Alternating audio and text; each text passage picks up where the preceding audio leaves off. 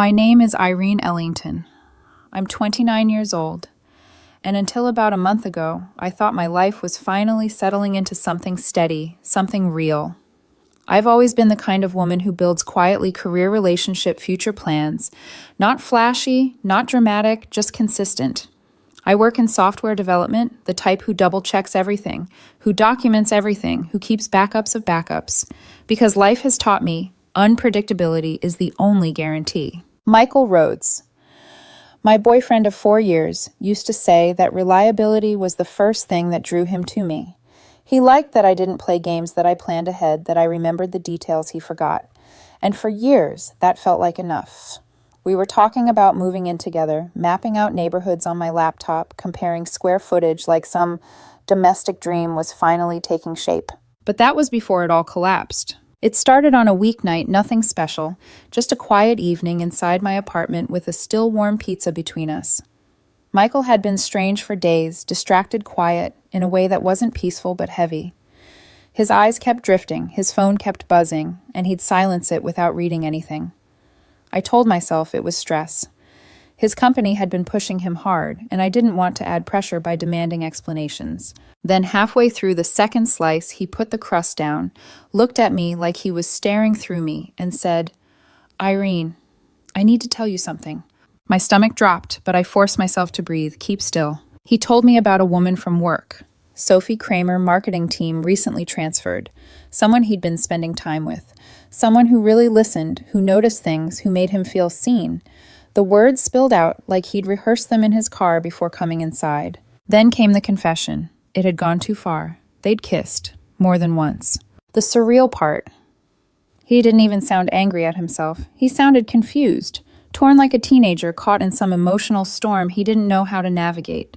He insisted it wasn't cheating, that it was misplaced emotional energy, that things with me had been distant because I'd been focusing on my upcoming promotion. I remember staring at my slice of pizza, feeling the cheese harden, while he blamed my ambition for his betrayal. I'd been working overtime so we could afford a better apartment. I'd been building something for us, while he'd been building something with her. When I asked straightforward, "So you cheated on me?" he flinched, said it wasn't that simple. He said he felt lonely, neglected, unseen. He said Sophie valued him.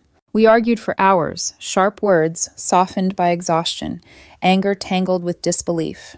He said he needed space to figure out his feelings, but still wanted us to stay connected, still wanted the option of us if the new thing didn't work out. Translation, keep me as a safety net while he test ran the other woman. I told him no, not with hesitation, not with regret. Just no, a clean break. He cried actual tears sliding down cheeks I used to kiss without thinking and called me heartless. Said real couples work through hard times. I told him real couples don't invite third parties into their relationship and call it confusion. He left around midnight, took the spare key I'd given him years ago. 4 years together, and the door closing behind him sounded like a judge's gavel instead of a goodbye. The next week was suffocatingly quiet. He texted a few times, little things like, "Can we talk?" or "Please, just 5 minutes," but I kept it short. Nothing to discuss. Please stop contacting me. By the fifth message, the fifth plea, coated in guilt and half-truths, I blocked him. It hurt. God, it hurt more than I wanted to admit. But being someone's backup option, that would hurt worse. I thought that was the end. I was wrong. Everything exploded one random afternoon, a tidal wave of notifications crashing into my phone. Friends, coworkers, people I hadn't spoken to since college. Everyone was sending me screenshots of Sophie's posts. She had posted everywhere, her main accounts, her side accounts, a heavily filtered photo of herself looking fragile, soft lighting like a halo. The caption read like a manifesto. Sometimes you give someone everything and they take you for granted. When he doesn't appreciate, you find someone who does. New chapter starting. Women know your worth. And the comments, God, the comments. You deserve so much better, queen. His loss. Men really ain't it. Go get yours, girl. I knew he wasn't treating you right. You're glowing. 200 people. Women cheering on a woman they believed was a victim because of me. Because she made it sound like I was the neglectful, ungrateful girlfriend who'd pushed Michael into her arms. My best friend called me in disbelief. "Irene, what is happening?" She's acting like Michael left her after suffering through an unappreciative relationship. She knows she's the side piece, right? Apparently she didn't. Or she did and didn't care. When I saw that post myself, I froze. Every muscle locked. It was the audacity that stunned me. The rewriting of history so bold it almost felt delusional. She cheated with my boyfriend. She confessed they kissed while he was with me. And now she was the heroine in some empowerment story she'd crafted for her followers. But she didn't stop there. My mother called me that evening. Irene, Mrs. Patterson from church said she saw something online about you not appreciating your boyfriend. What's going on? My own mother was hearing lies about me from the church circle. That was the moment everything inside me shifted from hurt to clarity. I had tried taking the high road, tried silence, tried moving on. But if I didn't say something, this lie would follow me everywhere. I opened my cloud backups because of course I had them, and saw every desperate message Michael sent during that quiet week.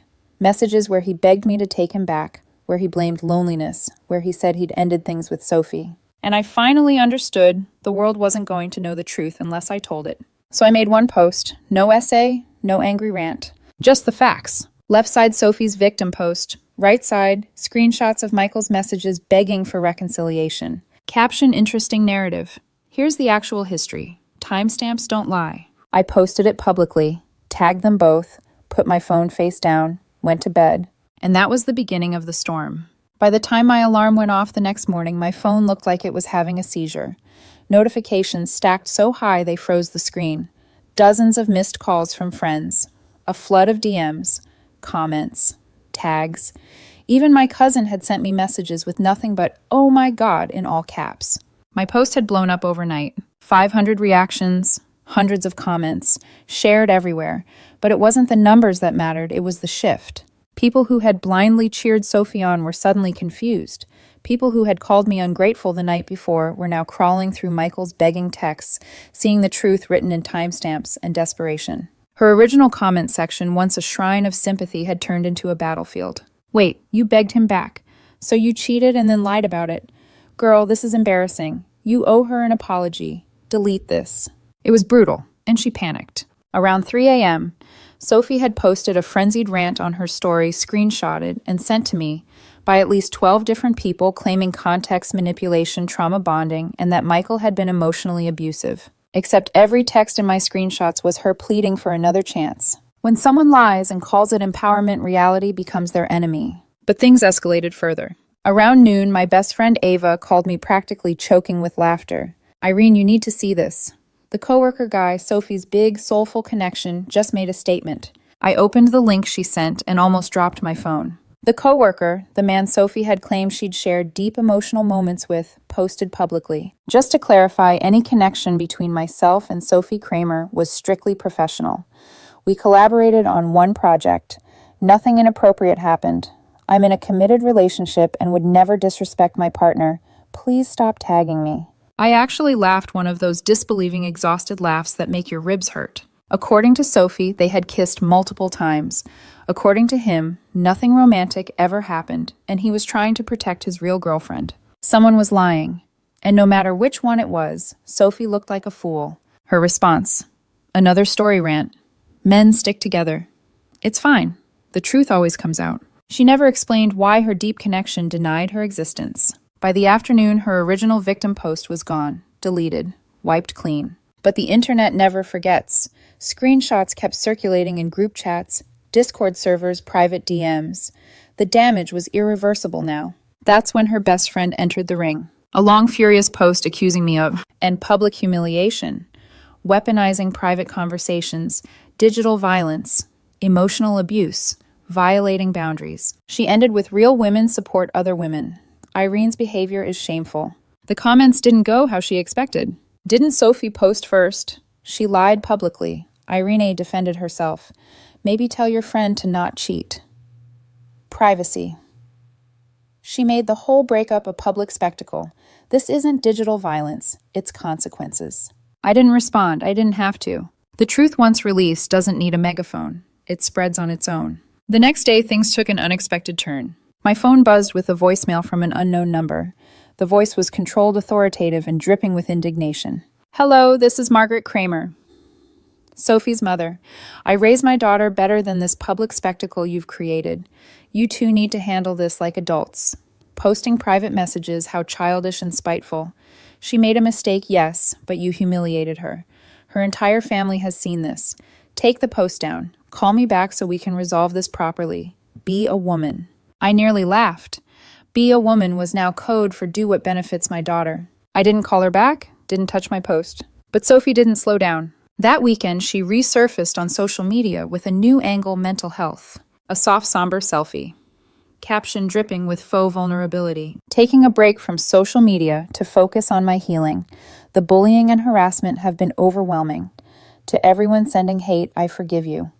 No one deserves to have their worst moments exposed.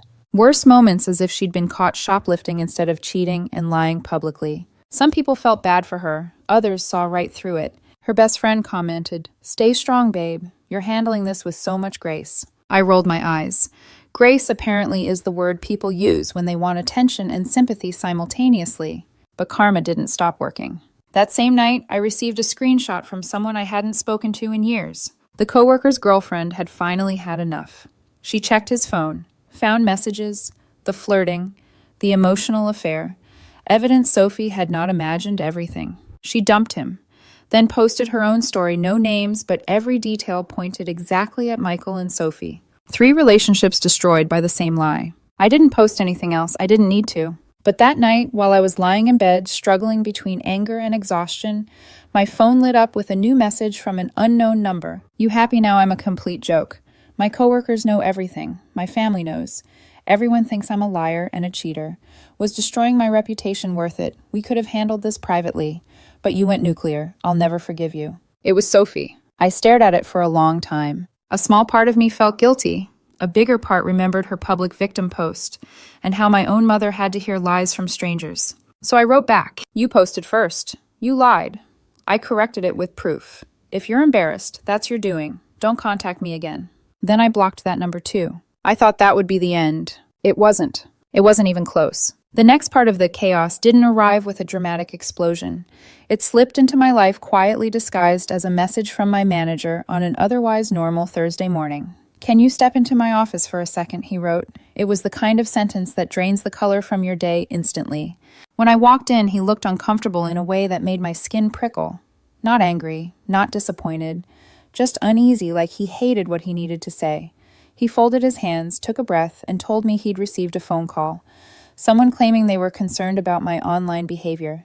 Someone insisting I had been harassing an ex-boyfriend, posting private information, damaging his life, and that the company needed to know what kind of person I was. I didn't need to guess. I knew. Sophie had called my workplace. I explained everything. The breakup her victim post, the lies she'd told publicly, the harassment I'd received, the screenshots proving Michael had begged me for another chance. I showed him the posts and timestamps. I explained how she'd twisted the narrative to paint me as someone I wasn't. Slowly, he relaxed.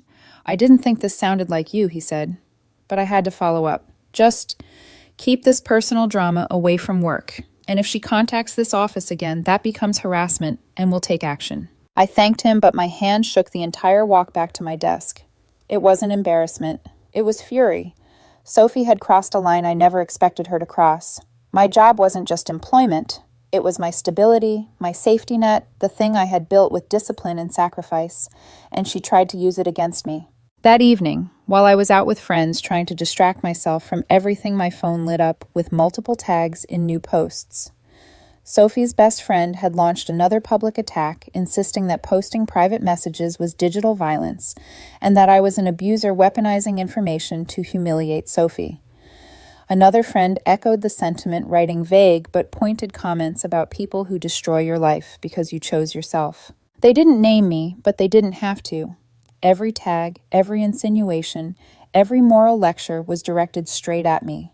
My friends stepped in to defend me, but the argument spiraled into an online brawl until Sophie's best friend started blocking anyone who disagreed with her.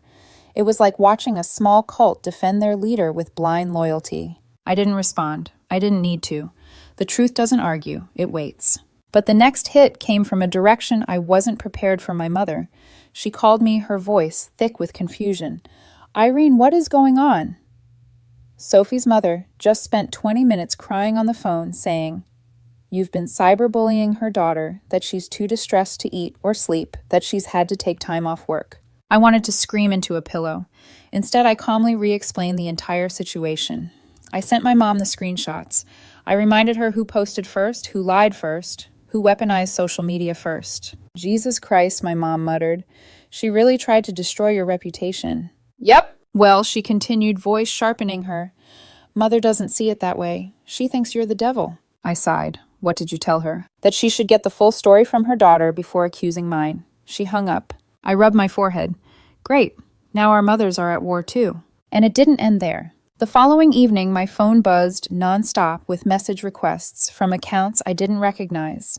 Not one or two dozens. Strangers claiming to be Sophie's friends sent me coordinated harassment. They told me I'd ruined her mental health, that I was insecure, that I was cruel, that I didn't let her explain her side, that karma was coming. I recognized the pattern immediately. Group chat coordination, a digital mob trying to intimidate me. I took screenshots, all of them. Then I posted a calm, factual update. Currently receiving harassment from strangers for defending myself with proof. She cheated. She lied publicly. I corrected it. That's the whole story. That post changed everything. People who'd been neutral saw the pattern clearly now. They saw Sophie's friends acting as her personal attack dogs. They saw the manipulation. They saw the victim act cracking at the seams. And then, like a final domino, someone from her inner circle snapped. One of her friends, someone who had defended her relentlessly, commented publicly on my post. I've been friends with Sophie for 3 years. But this is ridiculous. She told me straight up she cheated and was mad Irene wouldn't take her back. Now she's pretending to be the victim. I'm done defending this. That comment spread like wildfire. Screenshots circulated everywhere. People sent it to me directly. And for the first time since all of this started, Sophie's carefully constructed narrative began to collapse from the inside. But she still wasn't done. A few days later, Sophie reappeared online to make yet another dramatic announcement. I filed a police report for cyberstalking and illegal sharing of private messages. My lawyer is preparing a cease and desist. I got 20 messages in the first minute. People panicking. Friends asking if I was okay. But then my lawyer friend Jason called me. Irene, breathe. She doesn't have a case. Those texts were sent to you. You have every legal right to save and share them. She knows she can't win, so she's bluffing. She's really trying everything, I muttered. Because she's losing everything, he replied. He was right. The police report went nowhere. A cop called me, listened to what happened, and basically said, "This is a relationship issue. Stop posting about each other." Then hung up. A few days later, the cease and desist letter arrived, and it looked like she'd bought it from a bargain legal template website. Jason drafted a professional response, shutting it down with legal citations. For the first time, Sophie went silent. And then her real consequences began, ones she brought upon herself. Her workplace, her image, her reputation. All of it was about to unravel. After weeks of noise accusations and frantic damage control, the silence that followed, Sophie's failed legal threats felt strange. Not peaceful, just eerie, like the air right before a storm breaks open.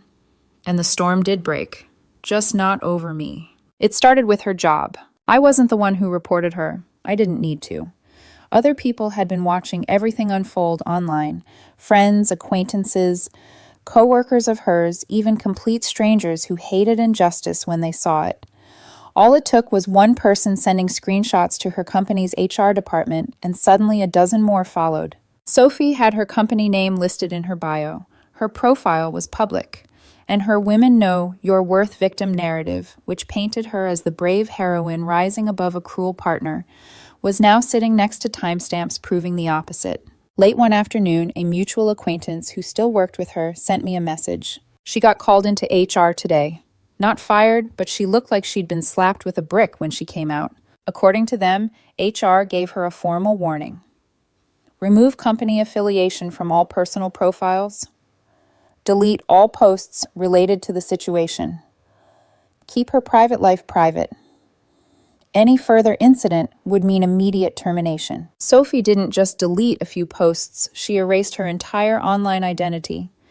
Every picture, every caption, every story, every attempt at victimhood. Gone. She locked her accounts, scrubbed her name from everything. But screenshots were already everywhere. Her "he didn't appreciate me" caption became an inside joke in private group chats. People who once praised her quietly unfollowed. The tide had turned. And the fallout didn't stop with her. Michael's coworker, the one who publicly denied everything, didn't get away as cleanly as he hoped. His girlfriend, after seeing all the drama online, dug deeper into his phone and uncovered messages far more incriminating than the mild flirting Sophie had admitted to. Full-blown, inappropriate conversations, late-night messages, emotional cheating, spelled out in cold text. She reported him to his company. They investigated. He'd violated their fraternization policy and then lied during the inquiry. He was fired within a week. His now ex-girlfriend posted a scathing call-out. No names blurred, no details softened. It spread through their professional circles. In their industry, reputation is currency, and both he and Sophie were suddenly bankrupt. But the most ironic blow came from inside Sophie's own circle. Her best friend, the same one who'd lectured me online about digital violence, found out through leaked messages that Sophie had been talking trash about her behind her back for months. Screenshots of Sophie mocking her looks, her relationships, her family, her insecurities, everything surfaced. Their friendship detonated. There was a flurry of unfriending, blocking, vague posts about snakes and fake people, and a series of passive-aggressive story rants that everyone knew were about each other. Their entire friend group began splitting into factions. The alliances that had stood so confidently in Sophie's defense were suddenly scrambling to distance themselves. Then there was her mother. The woman who once called my mom crying about what a devil I was ended up learning the truth from someone who wasn't me, wasn't my mother, and wasn't part of any side. When she did, she apparently confronted Sophie in a conversation so intense that my own mom later said, "You should have heard the way she sounded. Pure disappointment." After that, Mrs. Kramer stopped calling my mother entirely. Socially, Sophie was sinking fast. People who had proudly typed "Yes, Queen" under her victim post either vanished or quietly deleted their comments. No one wanted to be aligned with someone who fabricated abuse narratives and then fell apart when confronted with evidence. And despite all of this, despite her world collapsing in ways I never intended, I didn't feel satisfied. I didn't want revenge. I never wanted destruction. I had wanted one thing from the beginning, the truth. Still seeing everything crumble around her forced me into a strange, reflective quiet. For weeks, I had been fighting online storms, phone calls, accusations, legal threats, and emotional manipulation. Now, with the noise fading, all that was left was the echo of what had happened and the weight of everything I'd carried. I hadn't expected sympathy. I hadn't expected justice either, but seeing the truth ripple outward, seeing people separate fact from fiction, seeing consequences land where they belonged, it created a kind of closure I hadn't realized I needed. And yet the emotional aftermath was nowhere near over for me. Once the adrenaline faded, the hurt settled in. 4 years with Michael. A betrayal I didn't see coming. A public humiliation I never asked for. A war I never wanted to fight. There were still things I needed to confront inside myself, not online. The story wasn't done. Not yet. In the weeks that followed, life didn't snap back into place the way people like to imagine. There was no triumphant music, no cinematic moment where I stood taller and walked into the sunset. Instead, there was a strange quiet, a kind of emotional debris that I had to sift through day by day, realizing how much the last month had hollowed me out. The whole ordeal had settled, but the ache remained. Michael was out of my life completely. Sophie had gone quiet. Her friends, once so loud and righteous, disappeared like smoke when the truth turned on them. But emotional damage doesn't vanish just because the noise does. I'd invested 4 years into a man who chose someone else. The second life became imperfect. Someone who blamed my hard work for his betrayal. Someone who kissed another woman, lied to himself about it, then ran to her after I refused to be a placeholder. And then to watch Sophie twist the narrative publicly. To watch her weaponize empowerment slogans to cover her own cheating. To see people believe her because victimhood looks prettier with a filter. That left scars I didn't expect. I lost a few mutual friends along the way. The kind of people who told me I should have taken the high road, that I should have ignored the lies posted about me online. As if silence protects you when someone is actively destroying your character. As if letting a false narrative stand is the noble choice. I learned quickly. People love to preach about maturity when they're not the ones being publicly defamed. Despite everything, work remained stable. My manager actually appreciated that I'd been upfront when Sophie called the company. He said it showed character that I didn't hide anything and handled the conversation directly. That reassurance helped more than I expected. Eventually, I took down my response post, not out of guilt, Not because I regretted posting the truth, but because I realized I didn't need it anymore. It had served its purpose. Everyone who mattered had seen it. Keeping it up felt like clinging to something rotten I no longer wanted in my hand. I switched all my social media accounts to private, not hiding, just choosing boundaries. If I ever date again, that person won't stumble across the ruins of this madness online. But the biggest shift came when I started therapy. It hit me how much this entire experience had twisted my sense of trust. Getting cheated on is bad enough. Being publicly villainized afterward, portrayed as some cold, neglectful partner, that does something to your mind. My therapist helped me see that what hurt wasn't just the cheating, it was the lies, the narrative control, the manipulation afterward. The part where Sophie tried to rewrite reality and drag me under with her. One afternoon, about 2 weeks into therapy, a mutual friend messaged me. A simple line. "Sophie asked me to tell you she's sorry." I stared at the message for a long time. The apology came after she'd been exposed, after she'd lost friends, after she'd faced consequences at work, after her victim act failed. Only when everything collapsed did she look back and realize the destruction she'd caused. That wasn't remorse, that was damage control. I told the mutual friend, "Thank you for passing that along," and nothing more. I didn't respond to Sophie directly. There was nothing left to say. Forgiveness isn't something you offer as a reward for someone else's suffering. Healing isn't a favor you grant to the person who harmed you. And closure isn't a conversation, it's a decision. Maybe one day I'll forgive her for my own sake, but not now. And certainly not because she finally ran out of places to hide. A few people asked me privately if it was worth it posting the screenshots, setting the record straight, letting everything unfold the way it did.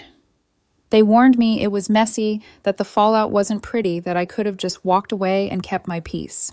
But here's what I know with absolute clarity. Silence would have let a lie become my identity. Staying quiet would have let hundreds of strangers think they knew me. A false story would have defined me forever. And truth matters, even when it's ugly, even when it spirals, even when it scares people. Defending yourself isn't revenge, it's refusing to drown beneath someone else's fiction. And now finally that chapter is closed. Not forgotten, not forgiven, but finished. I'm moving forward,